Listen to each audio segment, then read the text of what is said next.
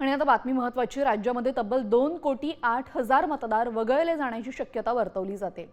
SIR मोहिमेअंतर्गत अर्ज जमा न झाल्याने ही परिस्थिती निर्माण झाली आहे। या अर्जांपैकी जवळपास निम्मे अर्ज मुंबई शहर, मुंबई उपनगर, ठाणे आणि पुणे या 4 जिल्ह्यांमधील आहेत। दरम्यान मतदार यादीमधील नाव नोंदणीची आज शेवटची तारीख।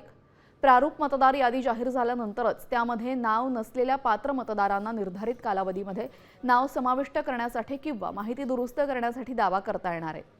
निवडणूक यंत्रणा या दावे आणि हरकतींची तपासणी करून अंतिम मतदार यादी जाहीर करणार आहेत। मतदार यादीतील नाव नोंदणीसाठी आज शेवटची तारीख आहे। नोंदणी न केलेल्यांची नावे मतदार यादीतून वगळण्याची शक्यता आहे। नोंदणी न केलेल्या मतदारांना निवडणूक आयोग नोटीस बजावणार आहे।